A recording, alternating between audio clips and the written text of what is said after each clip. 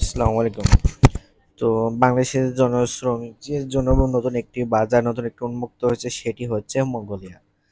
মঙ্গোলিয়ায় সাধারণত আপনার অনেক রকম কথা কিন্তু আমরা জানি এবং অনেকেই কিন্তু জানি না। সো মঙ্গোলিয়া কিন্তু রাশিয়া এবং চীনের মাঝামাঝি খুব শীতলতম একটি জায়গা।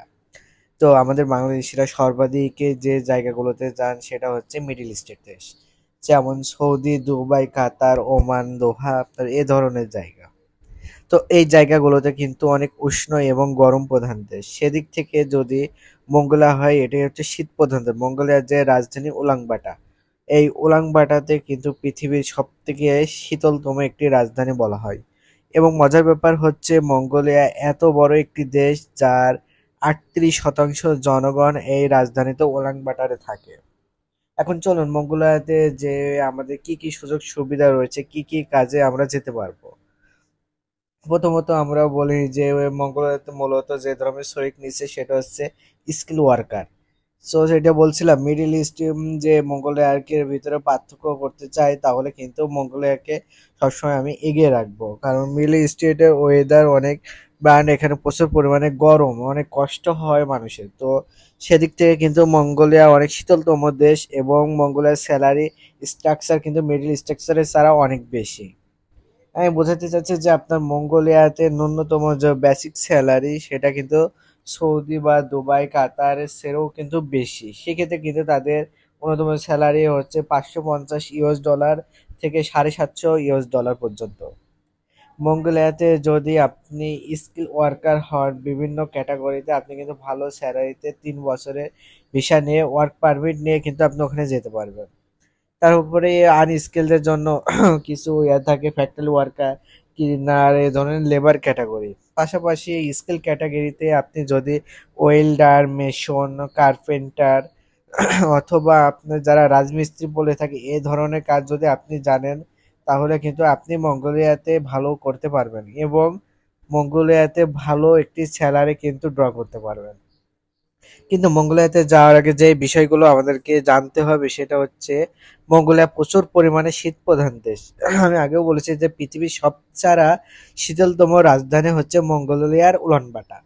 তো সেই ক্ষেত্রে কিন্তু যাদের শীত বা কোল্ড অ্যালার্জি ঠান্ডা জনিত যে সমস্যা আছে তারা কিন্তু মঙ্গোলিয়াতে যাওয়ার আগে বিষয়টি ভেবে দেখবেন।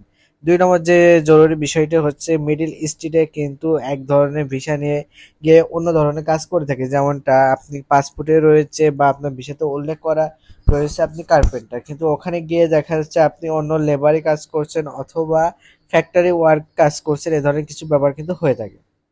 আপনি যদি মঙ্গোলিয়াতে কাজ না জেনে ভিসা বা কোনো এজেন্সি যদি আপনাকে এ ধরনের স্কিল ওয়ার্কার হিসেবে দেখিয়ে করেও দেয়, সেক্ষেত্রে কিন্তু আপনি মঙ্গোলিয়াতে ফিরে আসতে হবে। এবং এ ধরনের ফিরে আসা কিন্তু মঙ্গোলিয়াতে কিন্তু প্রচুর রয়েছে। সো আপনি ধরেন মঙ্গোলিয়াতে কার্পেন্টার ভিসাতে গেলেন, সেখানে যেয়ে কিন্তু কাজটা জানেন না।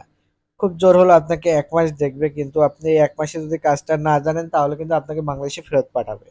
তো সেক্ষেত্রে মঙ্গোলিয়াতে যাওয়ার আগে কিন্তু আমরা অবশ্যই যে কোনো ধরনের কাজ, যে কাজে যাচ্ছি, যে কাজ ধরন উল্লেখ করা আছে সেই কাজটা কিন্তু ভালোভাবে জানতে হবে। আপনি ইলেকট্রিশিয়ান বা ইলেকট্রিশিয়ান কাজ জানতে হবে। তো আপনি কিন্তু ওখানে যদি যান তাহলে কিন্তু আপনাকে দেশে পাঠিয়ে দেবে। মনোজিয়াতে যে শ্রম বাজার তৈরি হয়েছে বা শ্রম বাজার যেটা আমরা কাজে লাগাতে পারি, সেটা সঠিক বিষয় বা সঠিক কাজে কাজ লাগে কিন্তু আমরা মঙ্গলাতে যেতে পারি, তাহলে কিন্তু আমরা ভালো করতে পারবো। আরেকটি বিষয় যেটা হচ্ছে মঙ্গোলিয়াতে ভিসা হওয়ার কিন্তু একটি সময় সাপেক্ষ। অনেকে বলে থাকে যে বাংলাদেশ থেকে মঙ্গোলিয়া যাওয়ার ভিসা হয় না, কিন্তু হ্যাঁ এটা ট্রু, এটা সত্য, কারণ এটা ট্যুরিস্ট ভিসা। আপনাদের ট্যুরিস্ট ভিসা কিন্তু মঙ্গোলিয়াতে ভিসা করে থাকে থাইল্যান্ডে। তো বাংলাদেশ থেকে কিন্তু ওয়ার্ক পারমিট ভিসা হচ্ছে। এবং আমাদের অনুরোধ থাকবে যে মঙ্গোলিয়ার প্রতি যারা ইন্টারেস্টেড আছেন তারা ভালো করে জেনে বুঝে কি কাজে যাচ্ছেন, কোন এজেন্সি আপনাকে কি কাজ দিচ্ছে, আপনার বিষয়ে কি কাজ লেখা আছে, সেই কাজটা কিনা আপনি পারেন কিনা এটা কিন্তু কনফার্ম হয়ে আপনি মঙ্গোলিয়াতে নিয়ে আসার সিদ্ধান্ত নেবেন। তো মঙ্গোলিয়া আরেকটি প্রবলেম হচ্ছে মঙ্গোলিয়া ভিসা প্রসেস যে সময় সাপেক্ষ, সেক্ষেত্রে আপনার ৬ থেকে ৮ মাস, ভাগ্য ভালো হলে ৩ মাসেও কিন্তু হয়ে যেতে পারে এবং আপনি কিন্তু চলে যেতে পারবেন। অ্যাটলিস্ট আমি বলতে চাই যে সৌদির যে অবস্থা, আমাদের অন্যান্য কান্ট্রির বা শ্রম বাজারের যে অবস্থা, মালয়েশিয়া, দুবাই, এ ধরনের জায়গাগুলোতে কিন্তু বন্ধ হয়ে যাচ্ছে। সেক্ষেত্রে কিন্তু আপনি মঙ্গোলিয়া আমাদের জন্য ভালো একটি অপশন। তো আপনারা অবশ্যই কাগজপাতি জমা দিয়ে মঙ্গোলিয়াতে আসার জন্য প্রস্তুতি নিতে পারেন।